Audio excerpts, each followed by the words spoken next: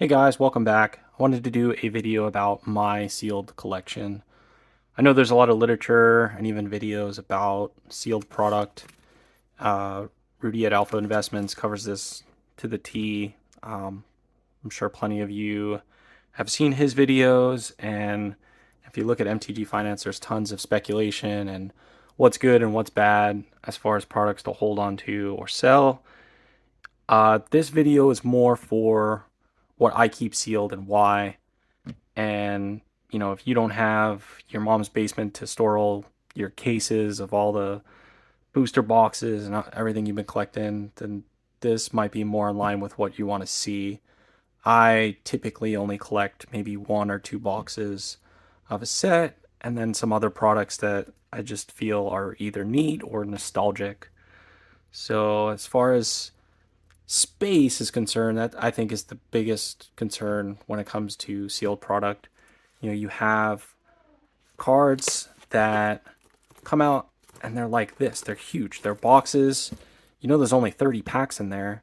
You're just not going to have the room for making cases of this stuff. So, if you're living in something like an apartment and you're just really into keeping sealed product, you're going to have to be more mindful of which products you can keep. So, for me, I like to keep just maybe one draft booster or one collector booster and call it a day for that set, unless I feel that the set is more special or there's something about that set that will increase in value for a number of reasons.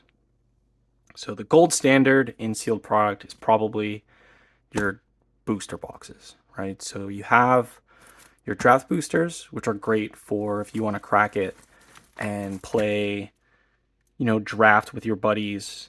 If you haven't, seen these cards in some years and you just want to get nostalgic, this is great. Historically, they've only gone up in value, and unless you're holding a bunch of Dragon's Maze, like this is just a solid product to keep sealed.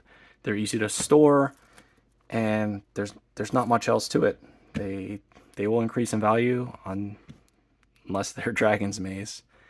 Uh, as far as booster boxes, we also have since Zendikar Rising set boosters.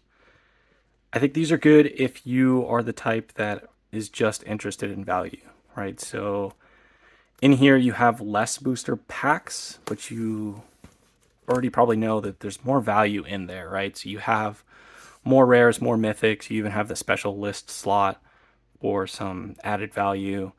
So if you're interested in just value holding, uh, perhaps set boosters will be better geared for you.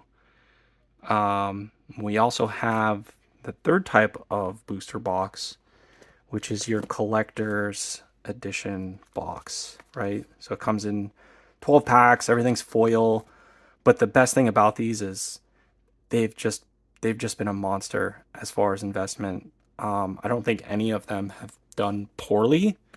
They've all just been really good as far as investing, especially the first one, Eldraine. Not sure what the value is right now, maybe like 350. I maybe got these for like 200, a little over 200, something like that when they first came out. Theros had a struggle in the beginning. You could have probably got these at like 150, 160 shipped at the lowest. They're probably closer to 200 now. Zendikar, of course, has your expeditions in there, really solid.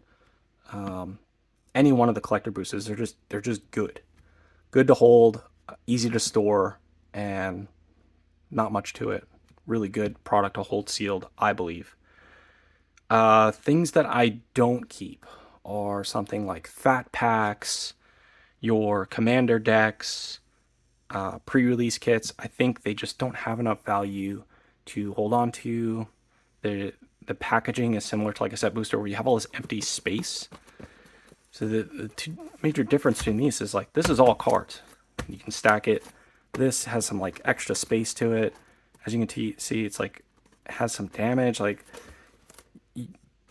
I don't want anything to do with commander decks. They just have too much filler space. The same thing with like pre-release kits and or like those tool kits. I don't think those have much value in them to begin with, and keeping them sealed is just a logistical nightmare as far as like space and trying to log it. It's just not a good thing. Next, I want to talk about packs. Well, packs are cool, but there's a ton of problems with them. So for something like your Alpha Beta Unlimited, Four Horsemen type packs, really cool if you can get a verified unsearched pack. But realistically, if you're coming into the market now with a pack of ABU, you have to just assume that it's searched because that's just the way it is now. I won't show you any because I don't have any, for one, and two, I don't know much about searching. I just know that there's a way you can manipulate the pack and see what's inside and know for a fact whether it's worth opening or not. And so a pack like that I would just kind of stay away from. They just cost too much anyway. I think something like a Legends pack is probably like $2,000 or $3,000, maybe even more. Maybe I'm way off. But something interesting might be something more like this, where these packs, as far as I know, they're not searchable.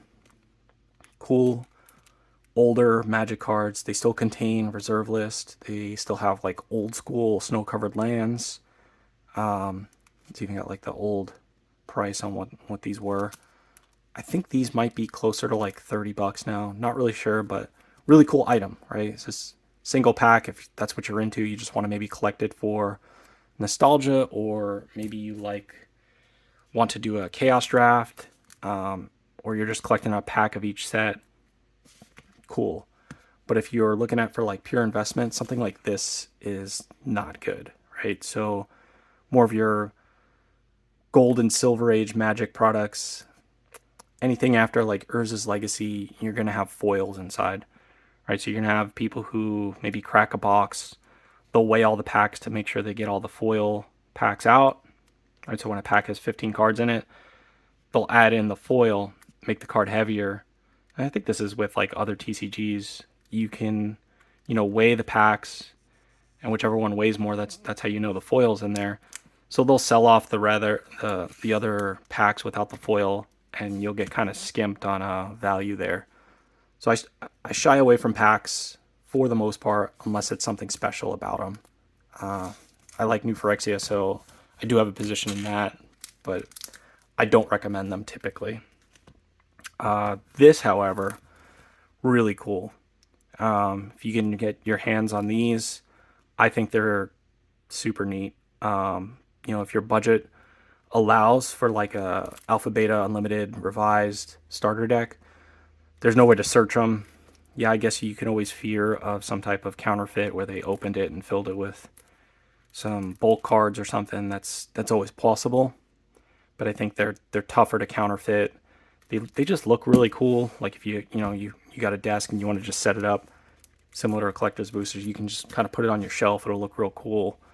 And like I said, if your budget allows, you can get Alpha Beta Unlimited starter deck, or if you're not that you don't have that much capital, something like Ice Age 4th edition, Tempest, Mirage, there's a ton of cool sets that have starter decks.